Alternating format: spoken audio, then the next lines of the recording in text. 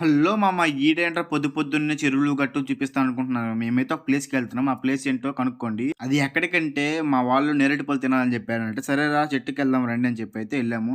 అక్కడ చూస్తే ఏమో నైట్ అయితే ఫుల్ వర్షం అయితే పడింది. కింద లేవని పైకైతే ఎక్కాము. నేనైతే కవర్ తీసుకెళ్ళాను గానీ నాకైతే ఏం దొరకలేదు. నాకైతే ఈ 6 కాయలే చిక్కాయి. అంటే అది కోస్తే అలా దొరికాయి. ఇంకా మా వాళ్ళకి ఇవ్వకుండా నేను అక్కడే కూర్చొనైతే అవైతే ఏసేసాను. ఆ ఆరుకాయలైతే సూపర్‌గా టేస్ట్ అయితే ఉంది. నేను తింటుంటే వాళ్ళు కింద నుంచి చూస్తున్నారు. ఇంకా నాకు ఇంట్రెస్ట్ లేదంటే ఇంకో చెట్టు ఎక్కాడు మా వాడైతే. మా తుత్తరమైన తులసి చూడండి ఏం చేస్తున్నాడో. అసలు ఎందుకు లాగుతున్నాడో కూడా అది నాకు అర్థం కావట్లేదు. ఏంట్రా అంటే ఏమిరా బాలరాజు, ఏమిరా ఉపయోగం దేశానికి నీ వల్ల?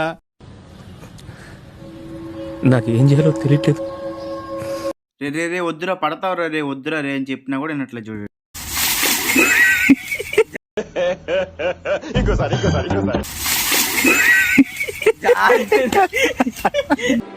నేను నిరపరాధిని ప్రూవ్ చేసుకోవడానికి అన్ని దారులు మూసుకుపోయాయి అన్నమాట.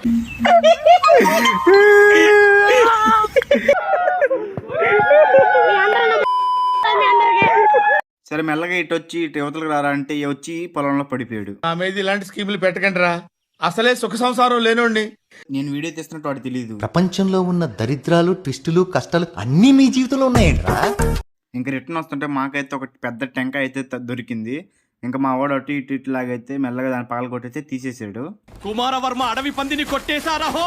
ఇంకిద్దరు పట్టుకుని అటు ఇటు లాగైతే వేసారు. తీసిన తర్వాత కొంచెం దానికి హోల్ చేసి టెంకాయ నీళ్ళు అయితే తాగేసాడు. సరేరా నాకు కొబ్బరి అని చెప్తే మెల్లగా ఆళ్ళు ముక్క ఈడు వీళ్ళు ముక్క తీసుకున్నాను. నాకైతే చిన్న ముక్క ఇచ్చి చూడండి.